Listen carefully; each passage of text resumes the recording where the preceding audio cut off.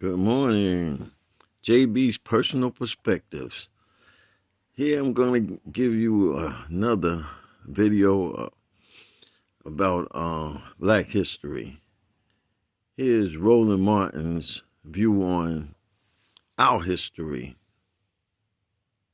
Again in yesterday's sermon. You already know by now that we're walking away from Target. We're walking away from Target. I announced on last Sunday, that we were calling a fast for 100,000 conscientious Christians to walk in this journey with us away from Target because they have walked away from our community and walked away from our people.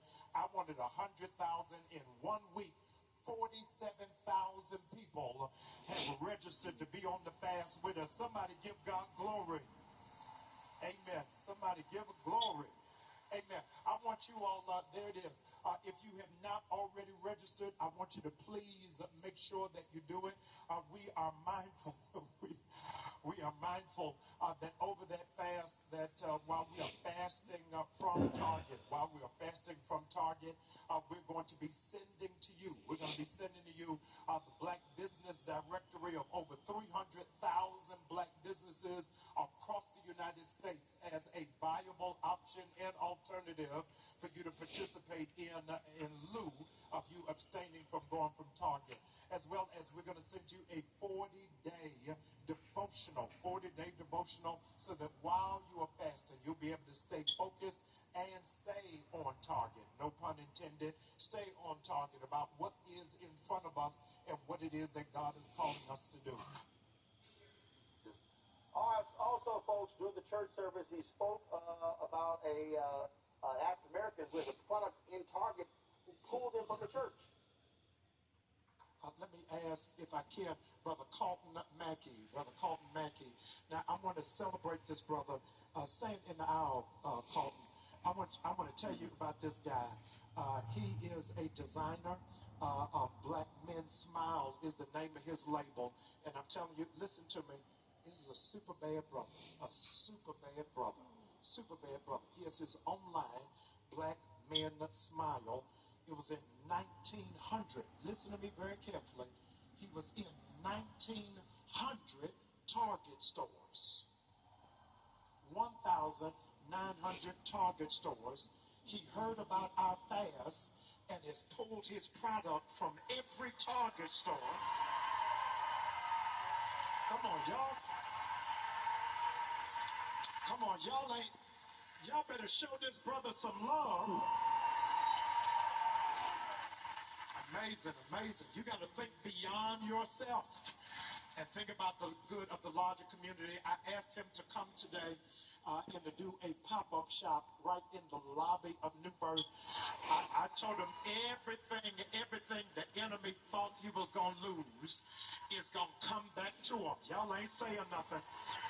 And so he's got a Black Men Smile pop-up shop in the lobby. I need y'all to buy absolutely everything. Buy it all.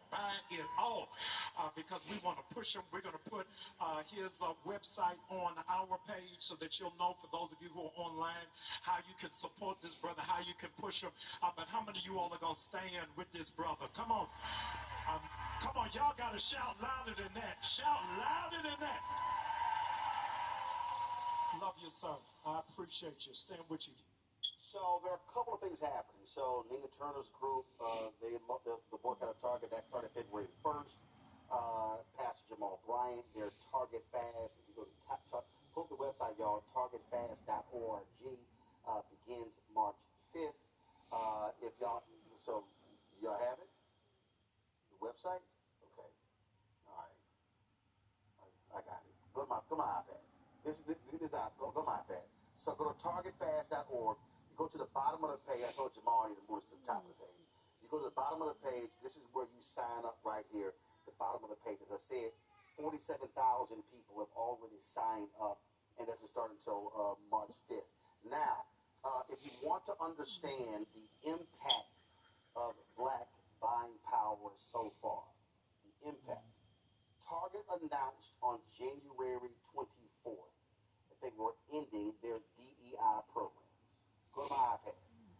this is the target stock. This is the target stock. You will see right there that line right there, that vertical line. On Monday, January 27th, Target's stock hit $142.50. You will see, since Target announced its decision to stop their DEI initiative, which meant their program to put more businesses on black-owned products on their shelves, which meant their commitment of $2 billion annually to spend on black businesses. Their stock has dropped. So on January 27th, Target stock was $142.50 a share. Today, Target's stock has closed at $138.28. They have lost $11 on their share price since that particular announcement.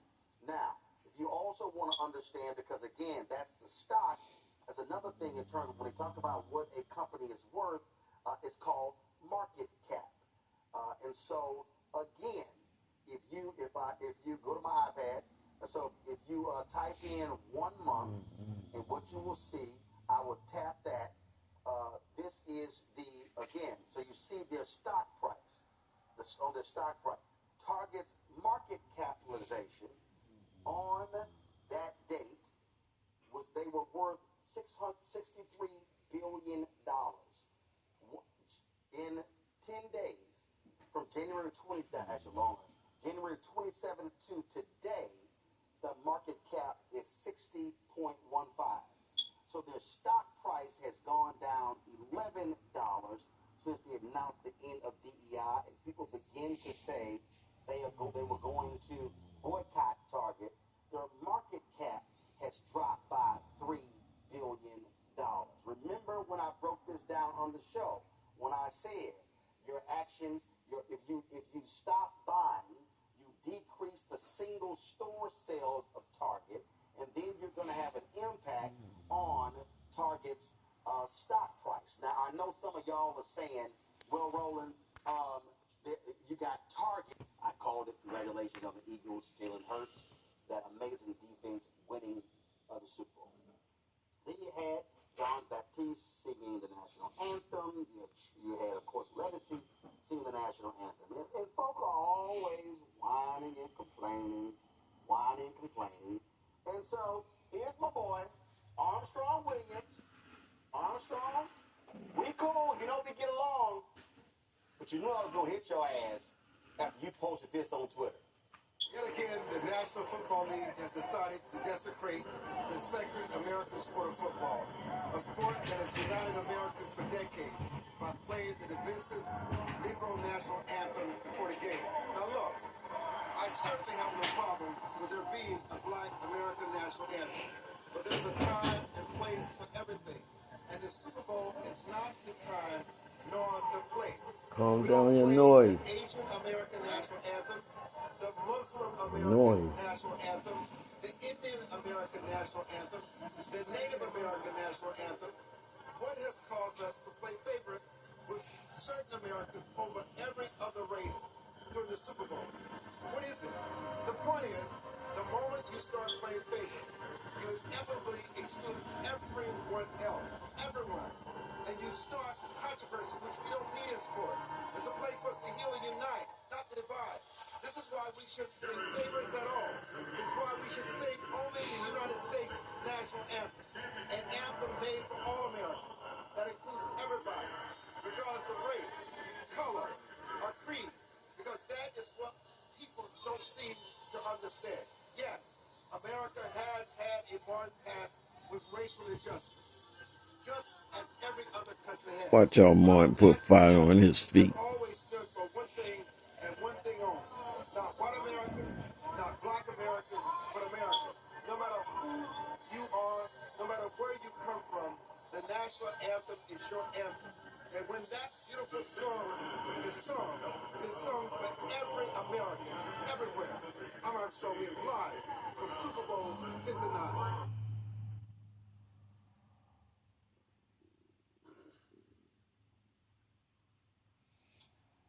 First, Armstrong, that was some bullshit.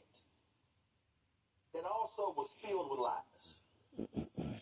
First of all, ain't no Asian national anthem. Ain't no Latino national anthem. Ain't no Muslim national anthem.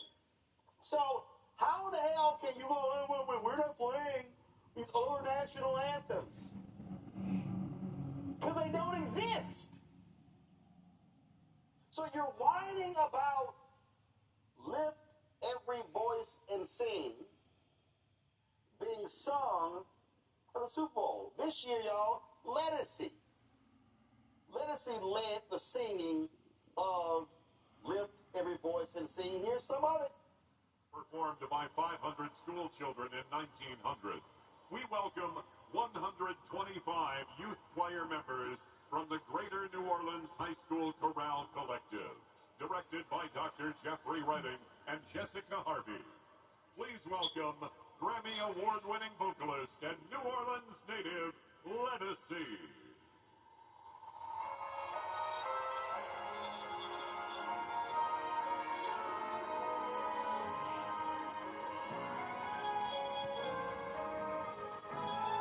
Okay, so Lettucey in that choir, singing, lift every voice and sing, the Negro National Anthem.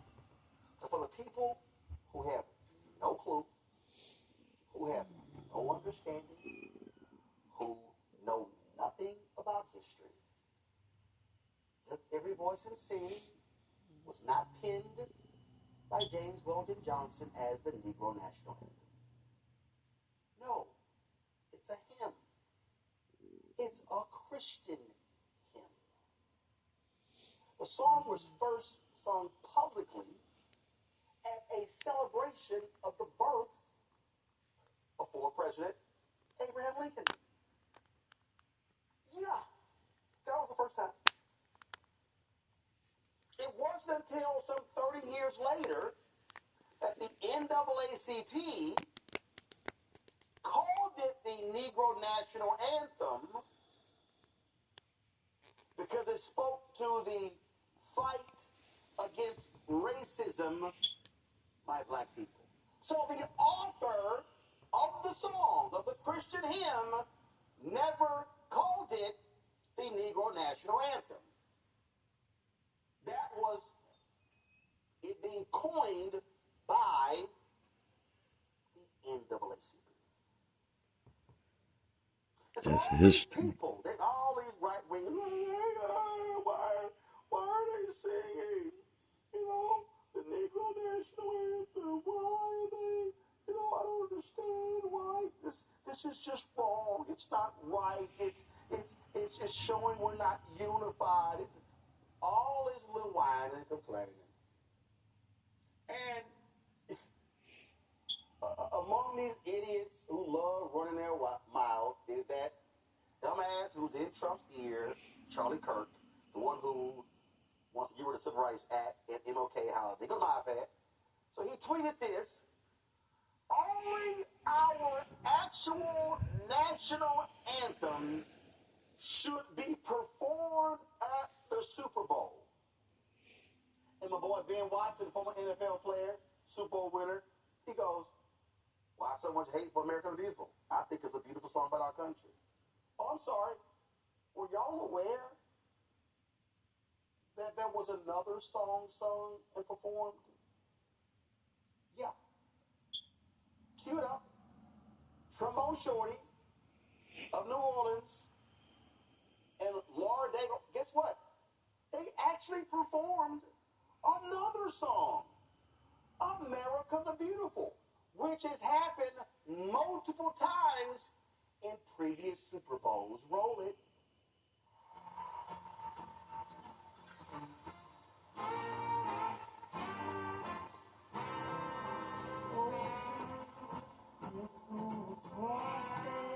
Just got 4 hours.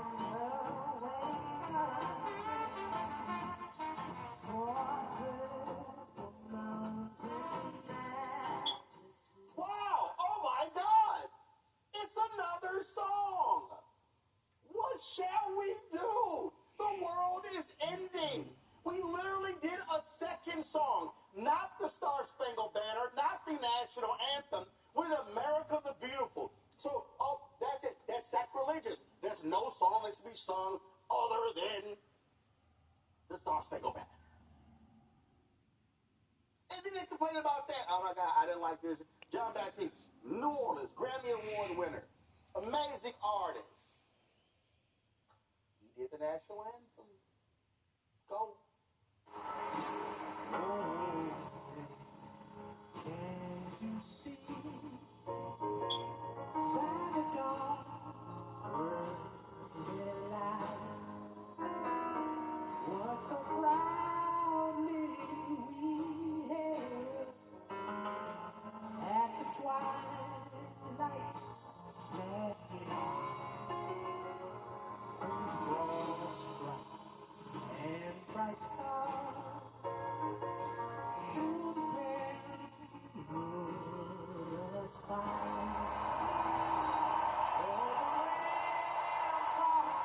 Oh my goodness! There was also some Boeing when they showed that idiot.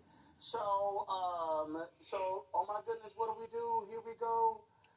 It's, I don't understand. What did Armstrong say when we got that song, that beautiful song? That song that speaks for all of us.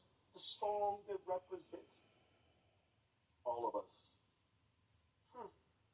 This was a piece that was published in the Washington Post 5 months ago.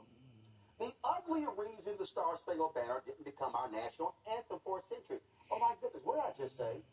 Yeah, y'all, when the Star Spangled Banner was written, it did not become the nation's anthem until a century later. I don't understand. I mean, the song was written in September of 1814. Francis Scott Key in Baltimore wrote this song, and he as you see right here, he overheard plans for a surprise attack on Baltimore. He witnessed this, and so he was then moved to write this song. And, oh, I'm sorry, who was Francis Scott Key? Francis Scott Key was a slaveholder, like many of the founding fathers. Francis Scott Key also was an anti-abolitionist. He did not want to see people of African descent to be free. So he penned the Star Spangled Banner. And, you know, we sing it. The problem is we don't sing the full song. And we don't sing the full song because that third stanza is problematic. Because the third stanza talks about slaves and the British. Please show it. So the third stanza, and where is that band who so vauntingly swore that the havoc of war and the battle's confusion, a home and a country should leave us no more. Their blood has washed out their foul footsteps pollution. No refuge could save the hireling and slave from the terror of fight or the gloom of the grave. And the Star-Spangled Banner in triumph doth wave over the land and of the free and the home and the brave. He writes about those slaves.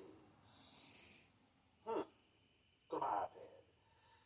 These lyrics are a clear reference to the colonial Marines, according to Jefferson Morley, author of Snowstorm in August, Washington City, Francis Scott Key, and the Forgotten Race Riot of 1835. Quote, they are clearly meant to scorn and threaten the African Americans who took the British up on their offer, he wrote in a recent essay for the Washington Post. Key surely knew about the colonial Marines, and it's even possible he saw them among the contingent of British ships that sailed into the Baltimore harbor. Because you see, there were people who were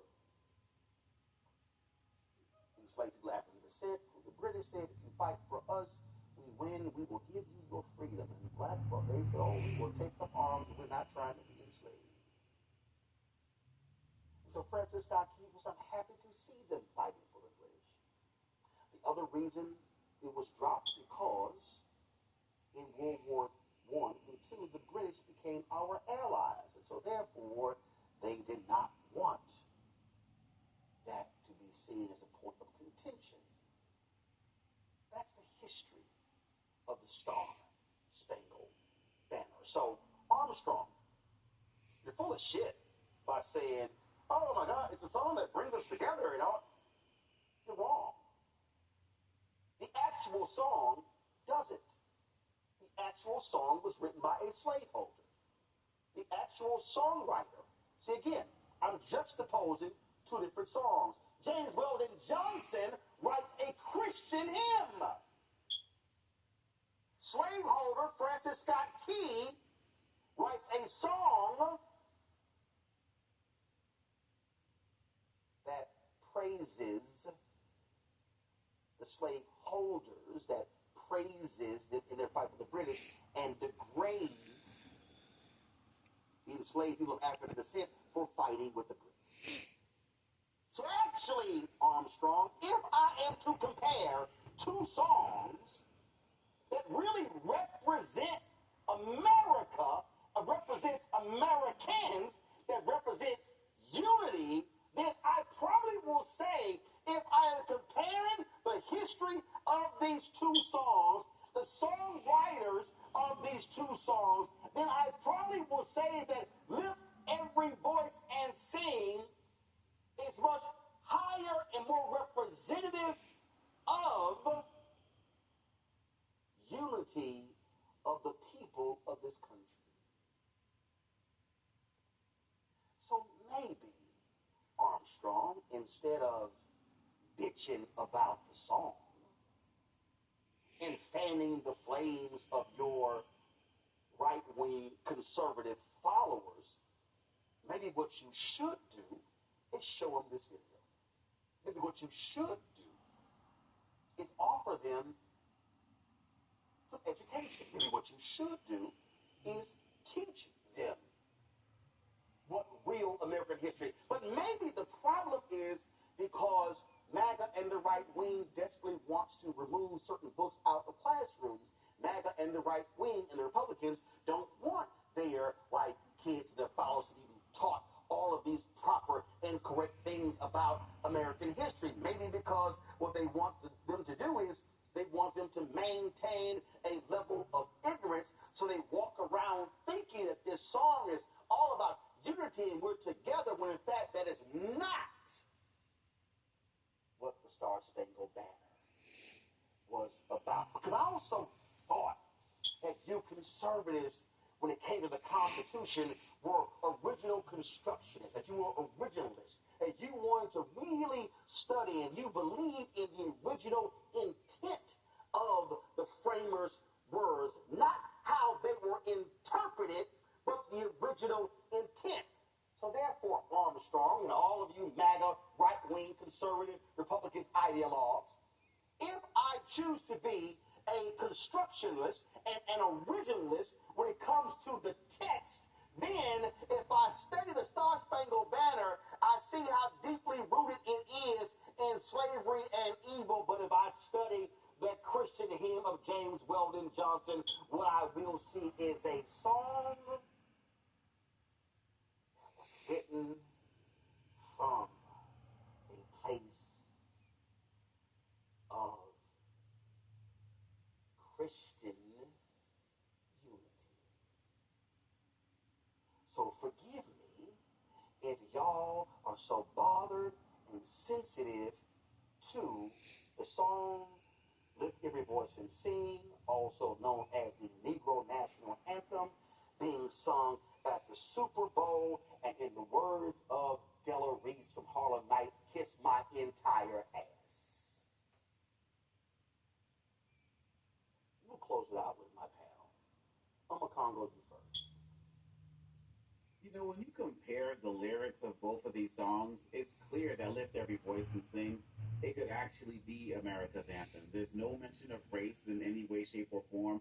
It's talking about a journey in this country. Everybody has a different journey to get where they need to be. And then when you compare it to what you talked about with Key with and the Star Spangled Banner, but the Star Spangled Banner, it really shows America's inherent contradiction, right? Even though it's talking about freedom, and a song like that is written by a slave owner, right? And that's contradicts so many other things. When we take it back to the Super Bowl, they were so mad at everything. I saw people online, it's like, oh, I thought you all believed in DEI. How come all of the dancers were black during the halftime show? Like, they were just picking every single thing from the quarterbacks to the black woman performance coach who won. They could not help, and of course they had problems with black singers of the Star Spangled Banner as well as Lift Every Voice and Sing, of course. So this is what they're going to do. They have nothing to say about Trump doing a military salute to bring that, which made no sense whatsoever. So they're going to keep pushing to make sure that we're not represented in any way, shape, or form. And the fact of the matter is, for an event like that, they also noticed, remember, Roland, they removed end racism from both sides of the field as well. So they were trying to do something, but by representing us with the Black National Anthem, that was powerful. Lettucey killed it. Having the high school students there, the representation was real. And this is just an example of how, in the face of all of the ignorance and hate and disrespect, as they continue to come for us in our culture, we got to continue to shine bright on every stage. And that's what we did yesterday. Well, it's quite hilarious to me, Tommy, when they are going on again and on and on and on. It wasn't until 1931 that the Star Spangled Banner became the national anthem. In fact, come by iPad, this is the Washington Post piece. Although the Star Spangled Banner and all of its verses were immediately famous, Key's overt racism prevented it from becoming the national anthem while he was alive, Morley wrote. There was no official anthem, and many people chose to sing other songs like My Country 'Tis of Thee. Key's anthem gained popularity over time, particularly among post-Reconstruction white Southerners and the military in the early 20th century. All but the first verse were cut, not for their racism, but for their anti-British bent. The United Kingdom was by then an ally. Yeah, Roland, well, you know, that's what happens when you buy the 45 instead of the 12-inch. Yeah, you know, but listen, seriously, though, with all due, in all fairness to Armstrong Williams, you know, they could have had somebody sing Sweet Caroline for the white people, and they didn't, and that was hurtful. But, no, I was watching that Super Bowl last night, and, there was like, I was looking at Twitter, and, as my daughter would say, the white people were pressed. And I was watching, especially the halftime show, and, about a minute in, I noticed there was not a single white performer on stage, anywhere to be seen through that whole halftime show. But I noticed that because it made me think of how far we've come, that, when I was coming up, there was a Public Enemy song where they bragged about Doug Williams and getting to have a black quarterback. And look where we are now. So, if anything,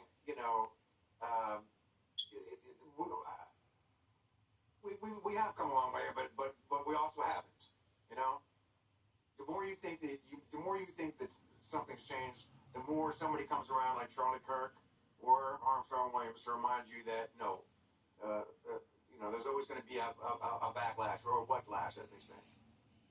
Well, again, I just think it's hilarious, Julian, that all they do is sit here and whine and complain and do all of these things when the history is very clear, but their desire is to whitewash the history because they don't want Americans to know the true history. Well, this movement, this anti-DEI movement, this anti-black, it's about erasure. They want to make sure that people don't know what our contributions are. So it's really important that we continue to put them out there, as Uncle Congo said, to put them out there and to have us shine in every way. I just, getting rid of the end racism sign is a step backward. But singing the Negro National Anthem, one of my favorite songs in the world, is a leap forward. And frankly, white America, y'all need to learn it too. And it could be our national anthem. We end the last verse of Lift Every Voice ends with "True to our God, true to our native land." How can you argue about that? There's nothing whatsoever to argue about. So what we're really looking at is a bunch of folks who are just stewing in their misery. Just sit back, enjoy the game, and shut up. Just shut up. And Armstrong, please, that little whatever he put out there. We all know Armstrong. We all like Armstrong. He's a good guy at some level. But at some level, he sings off the hymn book of nonsense. As you said earlier, Roland, when you started talking about this, there's no Asian American anthem or any other anthem. And the reason why the Negro National Anthem is so important is because of the marginalization of black people. That song has taken us through so much. We have come over the waste, where the tears have been watered. We have come walking ahead through the blood of the slaughtered.